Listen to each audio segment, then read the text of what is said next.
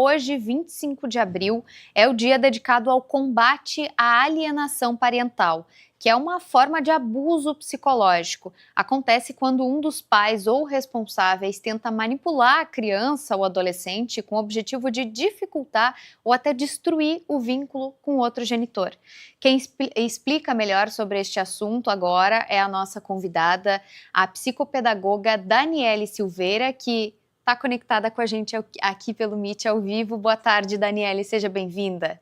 Boa tarde, tudo bem, Natália? Boa tarde a todo mundo. Bom, em relação à alienação parental, né, eu também sou psicóloga, então eu também tenho observação de como isso repercute ali nos meus atendimentos clínicos. Eu atendo principalmente crianças e adolescentes.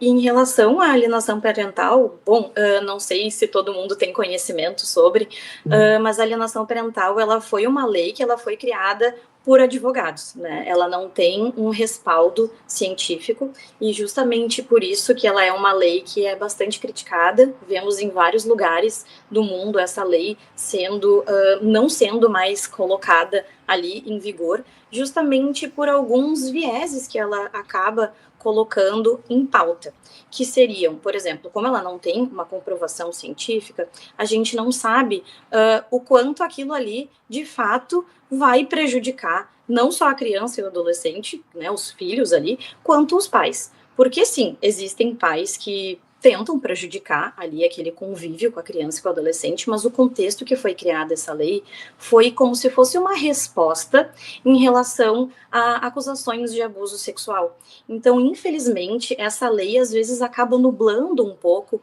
quando a gente está ali numa investigação em relação a algum tipo de abuso.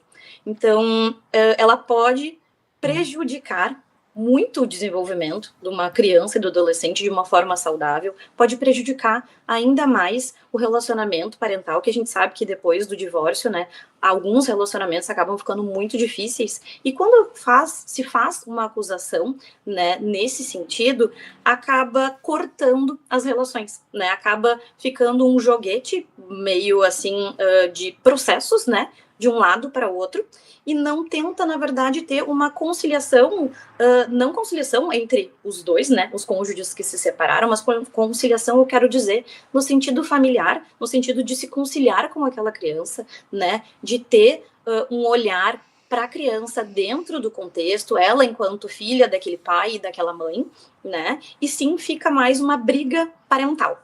E isso a gente sabe que os pais, eles são o ambiente daquela criança e daquele adolescente. Escola também é o ambiente, amigos, enfim. Então, se os pais, que são os principais cuidadores, o principal ambiente daquela criança, estão de alguma forma em conflito, brigando por batalhas judiciais e não tentando conversar e entender o que é melhor para aquela criança, a criança ela vai sentir. Não importa ali se ela tem 2 meses de idade ou se ela é lá uma adolescente, né? Claro, devido às proporções que estão também essas brigas e essas disputas judiciais sobre alienação parental, a criança sempre vai sentir o conflito de alguma forma. E aí, como é que ela mostra, né? Como é que a criança mostra que está tendo algum prejuízo nessa comunicação dos pais e que a necessidade dela ali, né, e o que é melhor para ela não está sendo atendido. Por exemplo, às vezes a gente acha que uma criança tem TDAH porque ela está muito dispersa, ela não consegue se concentrar na aula, ou uma criança um pouco mais abatida e apática, a gente pode pensar que ela está em depressão. Na verdade, podem ser respingos, né, de conflitos ali parentais que a criança está sentindo de alguma forma. E aí ela acaba, que a gente chama, né, que ela acaba colocando ali nos comportamentos dela, nos ambientes ali que ela for interagindo. Então, é muito prejudicial para a criança, mas também é muito prejudicial para esses pais. Pensando que a coparentalidade seria, né, a forma mais adequada, quando a gente fala em alienação parental, a gente acaba não pensando na coparentalidade. Então, eu acredito muito que nesse dia, né, a gente possa se conscientizar não da alienação parental em si, justamente por causa de toda essa discussão que essa lei em si, ela proporciona, né, e sim pensar em como a gente pode cuidar da criança e adolescente, né? E o ECA, ele existe justamente para dar esse respaldo para a gente, mas pensar também em como a gente usar outros, talvez, instrumentos jurídicos que possam garantir esses direitos, né? E porque é observado em clínica, né? Eu sou, como eu comentei ali, né? Eu sou psicóloga de criança e de adolescente. É observado em clínica o quanto os conflitos familiares são sentidos pela criança. Eu acredito muito, né, pelas linhas que eu pesquiso, que o apego entre os principais cuidadores é o que vai ser preditor a vários comportamentos que essa criança e que esse adolescente vão ter ao longo da sua jornada de vida até chegar na vida adulta. E se essas primeiras relações elas tiverem de alguma forma prejudicadas, e justamente por um conflito parental elas acabam ficando prejudicadas, essa criança ela vai ter prejuízos no relacionamento interpessoal dela, não só ali na infância, né, e na adolescência, mas no curso ali da vida. Então, por exemplo, às vezes eu atendo alguns adultos que eu vou investigar ali onde é que aconteceram algumas coisas na vida deles e a gente vai ver que muitos conflitos familiares, né, muitas disputas ali de guarda, um relacionamento dificultoso entre o pai e a criança, a mãe e a criança, um querendo colocar a criança contra o outro, isso sim pode acontecer, mas infelizmente essa lei da alienação parental, ela justamente é usada, na verdade, como se fosse para uma defesa, né, no caso de pessoas que estão sendo acusadas de algum tipo de abuso sexual, elas se defendem com essa lei, né, e a gente vê, né, clinicamente, agora eu só posso dar a minha visão quanto psicóloga, né, mas o quanto esse tipo, né, de lei acaba prejudicando esse convívio, né, que invariavelmente, né, são os pais, né, tanto dois pais ou duas mães, enfim, um pai e uma mãe,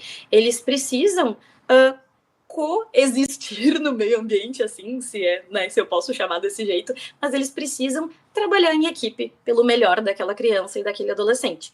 E como é que eles vão trabalhar em equipe, cuidando, né, do psicológico dessa criança e desse adolescente, se eles estão constantemente conflitando, né? Então eu acho que ao invés de pensar em acusações, né, de quem está alienando quem, eu acho que a gente tem que ir por outro caminho.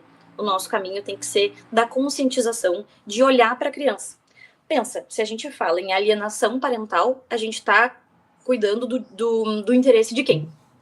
Parental. Né? Agora, se a gente pensa, né, em algo que tenha o nome da criança ali como protagonismo, criança e adolescente, a gente então vai estar pensando nas necessidades e nos direitos daquela criança, daquele adolescente. Então, e acho que até o próprio nome deixa a gente assim. E Daniele, sobre esse olhar, né, mais cuidadoso em relação à criança, ao adolescente, em duas situações, tá? A primeira, a família ser a rede de apoio dessa criança e identificar que essa situação está acontecendo com os responsáveis por ela, e também para a família que não tem uma rede de apoio, que é mais desestruturada, por exemplo, na escola, como tu citou, os professores, os funcionários ali da escola, eles podem interferir de alguma forma e buscar uma ajuda, conversar com essa criança, chamar os pais.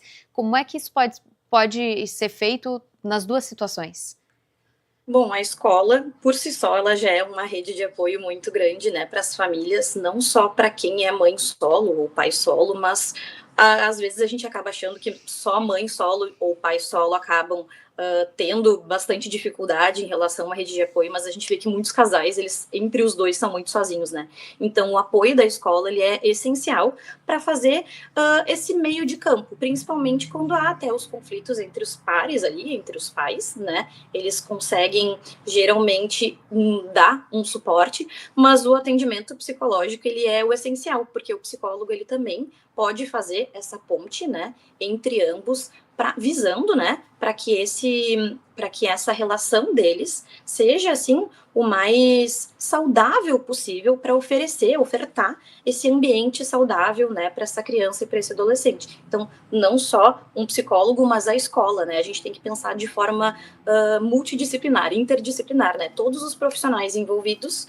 né, pelo bem-estar daquela criança e daquele adolescente.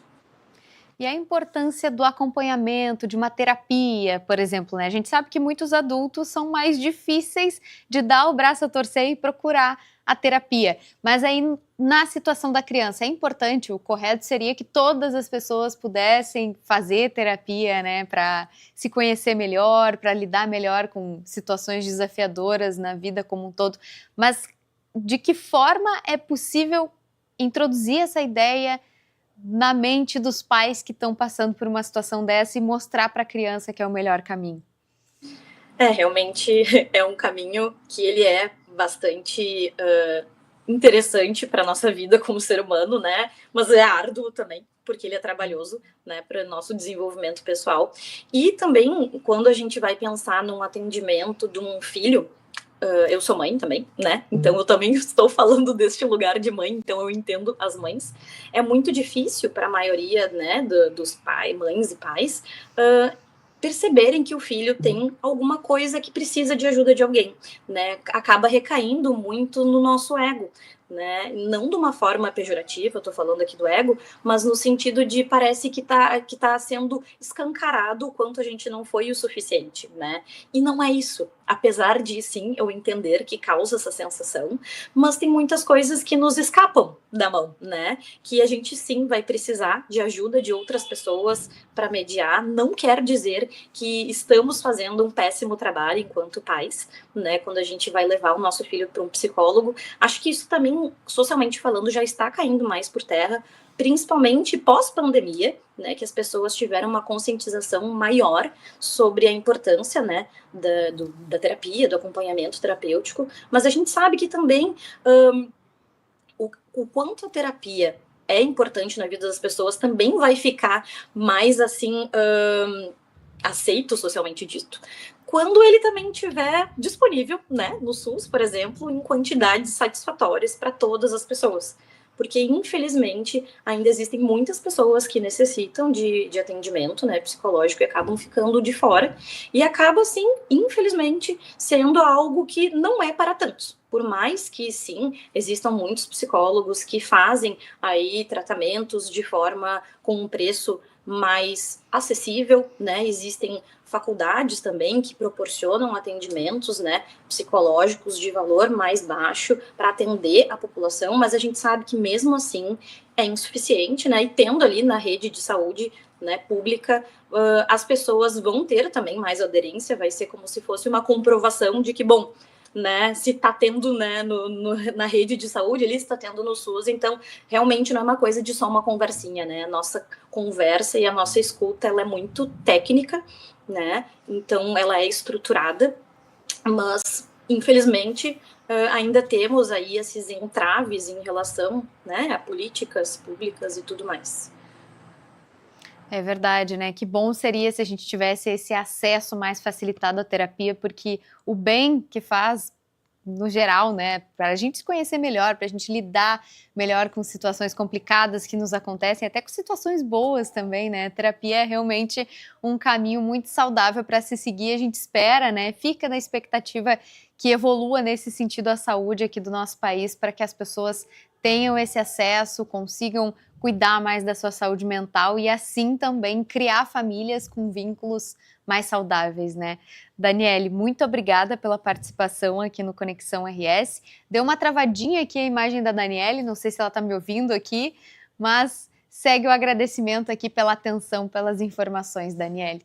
Olha, a gente vai para um rápido intervalo, mas antes dá aquela espiadinha em como está o tempo na Serra Gaúcha. Na sua tela agora você vê a Vila Olímpica de Gramado.